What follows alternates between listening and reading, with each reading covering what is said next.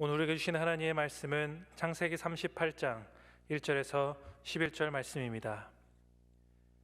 그 후에 유다가 자기 형제들로부터 떠나 내려가서 아둘람 사람 히라와 가까이 하니라. 유다가 거기서 가나안 사람 수아라 하는 자의 딸을 보고 그를 데리고 동침하니 그가 임신하여 아들을 낳음에 유다가 그의 이름을 엘이라 하니라. 그가 다시 임신하여 아들을 낳고 그의 이름을 오난이라 하고 그가 또다시 아들을 낳고 그의 이름을 셀라라 하니라. 그가 셀라를 낳을 때 유다는 거십에 있었더라. 유다가 장자 엘을 위하여 아내를 데려오니 그의 이름은 다말이더라. 유다의 장자 엘이 여호와가 보시기에 악함으로 여호와께서 그를 죽이신지라. 유다가 오난에게 이르되 내 형수에게로 들어가서 남편의 아우된 본분을 행하여 내 형을 위하여 씨가 있게 하라. 오난이 그 씨가 자기 것이 되지 않을 줄 알므로 형수에게 들어갔을 때 그의 형에게 씨를 주지 않으려고 땅에 설정하매 그 일이 여호와가 보시기에 악함으로 여호와께서 그도 죽이시니 유다가 그의 며느리 다말에게 이르시되 수절하고 내 아버지 집에 있어 내 아들 셀라가 장성하기를 기다리라 하니 셀라도 그 형들같이 죽을까 염려함이라. 다말이 가서 그의 아버지 집에 있으니라.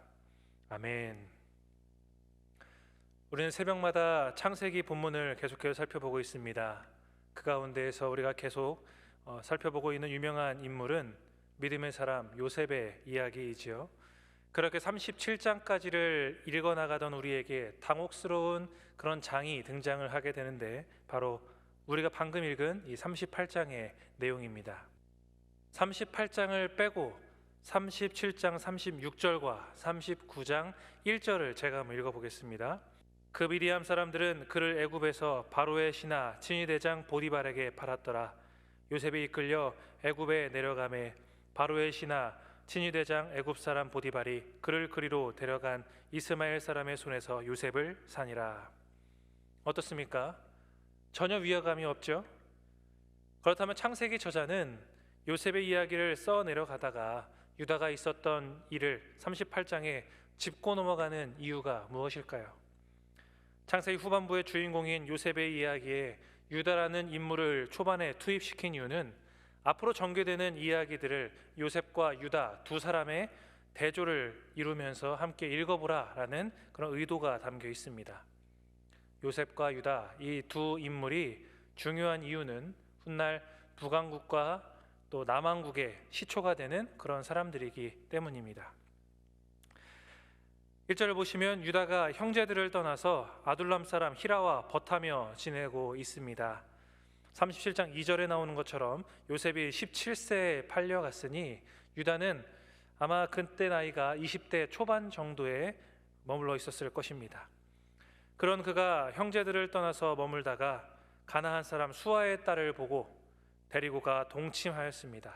보통 혼인을 한 것이라면 성경에서 아내로 삼았다라고 표현을 할 텐데 본문은 데리고 동침하니라고 기록하는 것을 보아서 인정받는 그런 결혼 관계는 아니었던 것으로 살펴집니다. 창세기 26장 말미에 에서가 이방 여인들을 아내로 삼을 때도 부모의 마음에 근심이 있다라고 말하고 있으니 오늘 본문의 유다의 이런 행동 역시도 근심거리이며 문제가 될 수 있는 그런 일이었습니다. 그렇게 시간이 흘러서 유다는 가나안 여인에게 세 아들을 낳게 됩니다. 그렇게 유다의 아들들과 또 그의 며느리 다말 사이에서 일어나는 일들이 6절부터의 내용입니다. 형이 상속자가 될 아들 없이 죽을 경우 동생이 형수를 아내로 맞아서 아들을 낳아서 형의 아들로 입적시키는 고대 이스라엘의 관습이 그 내용입니다. 형사 취수라는 그런 이름의 제도입니다. 유다가 장자 엘을 위해 다말이라는 여인을 데려왔는데 엘의 악함을 하나님께서 보시고 그를 일찍 죽게 하십니다. 이어서 둘째 아들 오난이 형을 대신해서 형수를 아내로 취하고 형의 가문을 잇게 해줘야 했습니다. 그런데 형사취수의 의무를 저버리고 다말의 몸이 아니라 땅에 사정하게 됩니다. 그렇게 한 이유는 형의 아내까지도 떠안는 것이 부담이 되었던 것이고 이 역시 하나님이 보시기에 악했으며 그도 죽음을 피할 수 없었습니다. 유다의 세 아들 중 둘이 죽게 되니 셋째까지 이르면 안 되겠다라고 판단이 되어서 다말을 친정으로 보내게 됩니다. 여기까지가 오늘 읽은 본문의 줄거리입니다. 우리는 다말이 겪는 일들과 또 그를 향한 처우를 통해서 미성숙했었던 유다의 태도를 짚어보고 또 그를 통해서 나를 돌아보는 그런 시간을 갖길 원합니다. 먼저 다말의 남편이 죽고 동생의 그 대를 잇게 하는 그런 내용이 나오죠. 형의 아내를 취하기를 거부하는 오난의 태도, 그리고 그로 인한 죽음. 여러분들은 이 모든 일들이 정당하다고 보십니까? 가족을 건사하는 일은 고대 사회나 지금이나 쉬운 일이 아닙니다. 야곱처럼 자기가 사랑하는 여인을 얻기 위해서 두 아내를 취하는 것과는 다르게 형이 죽어서 반강제적으로 법적인 이유로 형수를 받아들여야 하는 그런 상황입니다. 싫을 수 있죠. 만약 그렇게 아들을 낳아도 그 아들이 내 자식이 아니라 형의 자식이 되니 더 이 일이 꺼려졌던 것입니다. 그래서 그 모든 것을 막기 위해 땅에 사정을 한 겁니다. 이해될 법한 오난의 행동은 죽음으로 이어지게 됩니다. 그렇게 된 이유는 순종을 가장한 위선 때문입니다. 뜻을 가지고 처음부터 거부한 것이 아니라 잠자리를 다 합니다. 의무와 책임에 따라서 순종하는 것처럼 보입니다. 그런데 그의 안에는 계산적인 마음이 이미 들어 있었고 불순종의 뜻을 갖고 있었습니다. 위선이죠.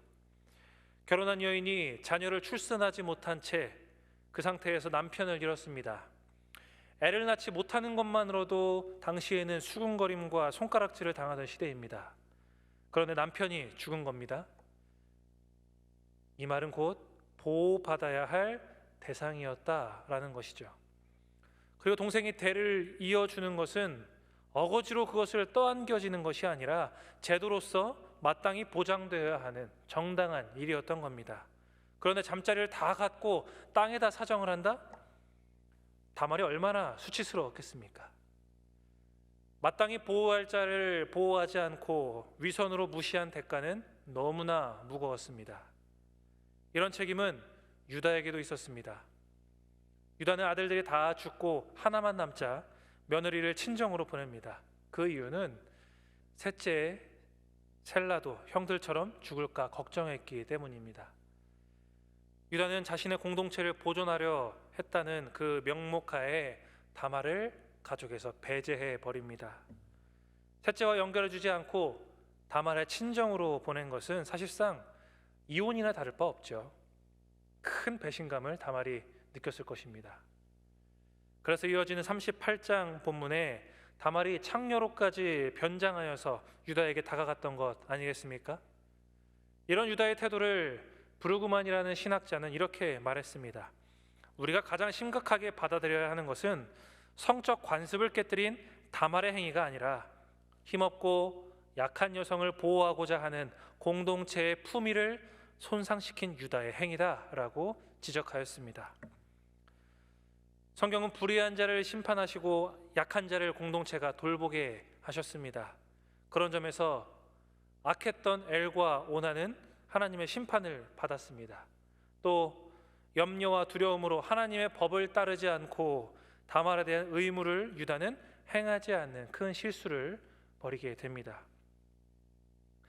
38장의 처음부터 유다가 엇나가는 그런 행보와 미성숙한 태도는 이후 더 불행한 일들이 일어나는 원인이 되게 됩니다. 자신의 생각과 감정으로 판단하면서 결정해왔던 유다였습니다. 하지만 그 결과는 자신의 계획 속에 전혀 없었던 슬픈 비극들로 나타나게 되지요. 그래서 그는 불안정한 중년, 노년의 시절을 살게 됩니다. 하나님을 믿는 자들은 자신의 주관적 감정이나 판단을 의지하며 따르는 사람이 아닙니다. 하나님이 정하고 제시해 주신 법과 의를 따라서 합당한 길로 행해야 합니다. 그런 점에서 성경은 다말을 긍정적으로 평가하고 있습니다. 온전히 거룩한 여인이다라고 평가하기에는 조금 무리가 있을지 몰라도 아들을 낳아 대를 잇게 하는 당시의 그 책임을 그가 놓지 않고 죽은 남편의 자손을 낳고자 하는 그 다말의 열정을 귀하게 사용하셨습니다. 그래서 예수님의 족보에 당당하게 다말이라는 이름을 올릴 수 있게 된 것 아니겠습니까? 우리는 지금 어떻게 살아가고 있습니까? 하나님의 법을 넘어 내 판단을 의지하면서 살아가고 계시지는 않으십니까? 오늘 성경에 나오는 그 인물들의 결과를 보면서 우리의 태도와 방향을 바로 잡아야 할 것입니다. 이미 많이 잘못하고 곁길로 나아간 것 같이 불안정한 그런 분들이 혹 계시다면 회개하고 신실하신 하나님 앞에 나아가십시오. 우리의 실수와 잘못도 주님께서 사용하시어서 선하신 당신의 그 계획과 뜻을 이루어 가실 것입니다. 오직 하나님만 의지하는 우리 신촌교회 성도님들 되시기를 주님 이름으로 축복합니다. 이 시간 말씀을 생각하면서 함께 기도하겠습니다. 주님, 나의 생각과 판단에 의지하며 살아가고 있다면 주님의 뜻을 구하며 인도하심에 순종할 수 있게 하여 주옵소서. 또 실수하며 잘못된 길을 가고 있다면 그 길마저도 선하게 인도하실 하나님을 신뢰하며 온전히 돌이킬 수 있게 하여 주옵소서라고 이 시간 함께 기도하겠습니다. 기도합니다. 하나님, 미성숙했던 유다처럼 나의 지혜와 판단을 믿고 살아왔었던 순간들이 있음을 고백합니다. 하나님의 뜻과 방향을 알면서도 눈앞에 소중한 것들을 지키려 주저하고 돌아왔던 그런 삶 또한 주님께 고백합니다. 하나님의 인도하심을 구하며 살아가는 삶이 되게 하여 주옵소서. 또 이미 돌이킬 수 없을 것처럼 그런 많은 선택들과 상황이 있다 하더라도 포기하지 않고 주님께 간구하며 믿고 나아가게 하여 주시고, 실수마저도 사용하시어 선하게 이끌어가신 하나님을 발견하는 우리의 삶이 되게 하여 주시옵소서. 이제는 우리 구주 예수 그리스도의 은혜와 하나님 아버지의 무한하신 사랑하심과 성령님의 감화 감동 교제하시는 은혜가 하나님께 선택과 결정의 키를 맡겨드리며 인도함 받기를 원하는 모든 성도들 머리머리 위에, 우리의 가정과 직장과 학업과 자녀 위에 지금으로부터 영원토록 함께 하시기를 간절히 축원하옵나이다. 아멘.